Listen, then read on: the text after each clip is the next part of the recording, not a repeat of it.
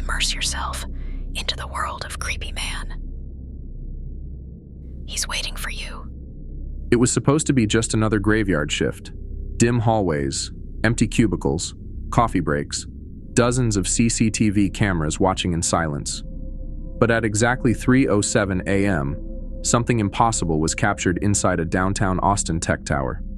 A girl appeared in the surveillance footage, but no one ever saw her in person. She drifted through glass walls, floated above a flight of stairs, then vanished into a locked server room. What you're about to hear is based on the actual testimony of a security guard named Mike Ellis, who quit the very next morning. He left behind his phone, his badge, and a terrifying warning. March 2022. Most of the world was still adjusting to the new post-COVID normal. But for 29-year-old Mike Ellis, a part-time night shift guard for Nexicor Solutions, nothing about that week felt normal. Nexicor was housed inside a sleek, mirrored skyscraper just off South Congress Avenue. During the day, it buzzed with over 500 employees. But at night, the offices fell silent.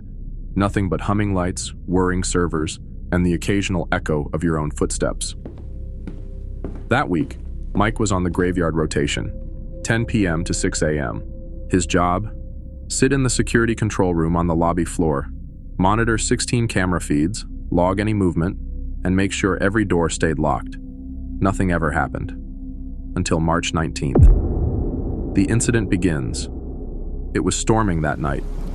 Rain hammered the parking deck. Wind moaned through the alley. Every once in a while, lightning would flash across the security monitors.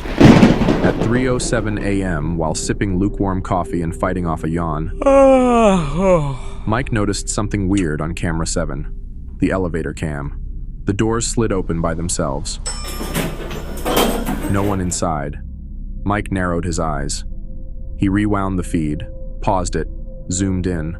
There, barely visible in the corner of the elevator, a girl, barefoot, drenched, wearing what looked like a tattered hospital gown.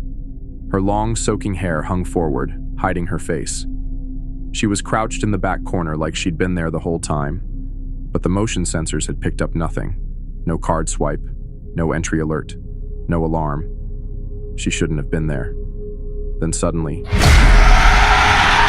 she lifted her head, and her eyes were just empty black voids. Mike jerked back from the desk, nearly spilling his coffee. When he looked again, she was gone.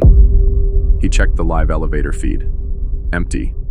But on camera 8, he saw wet footprints leading out of the elevator, trailing across the polished floor. They turned down the corridor, toward the server room. He switched to camera 9. The hallway lights were dimming one by one as the footprints neared the door. Then the server room door slowly creaked open.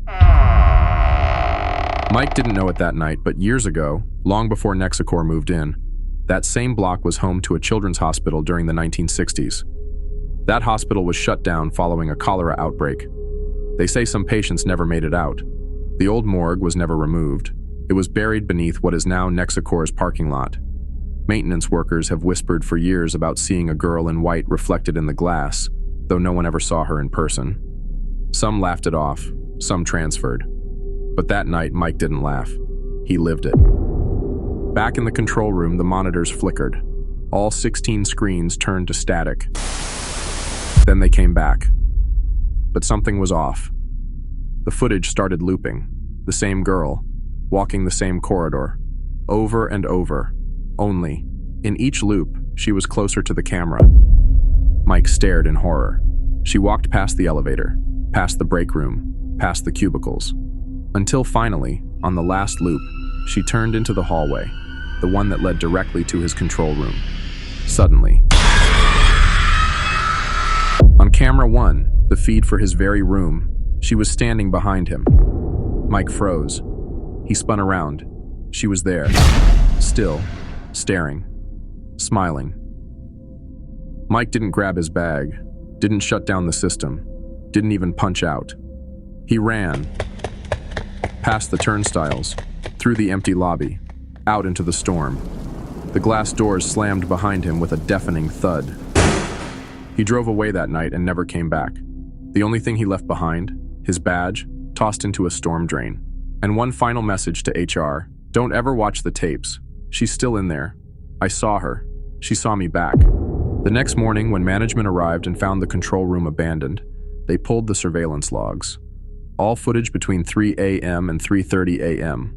Corrupted, deleted, gone, except for one still frame. From camera 2. In it, a soaking wet girl in a white gown stood in the hallway, face obscured, head tilted unnaturally sideways, and in her hand, Mike's ID badge. So if you ever work late in a building that seems too quiet, and you see something strange on a camera feed, don't rewind it, don't zoom in. Because sometimes the things we watch are watching us back. And once she knows you've seen her, she follows you home. If that story gave you chills, don't forget to like the video. It tells the algorithm you survived. Subscribe for more terrifying tales, because you never know when the next peak might come. And share this with a friend, especially the one who always feels like they're being watched. Until next time, sleep with the lights on.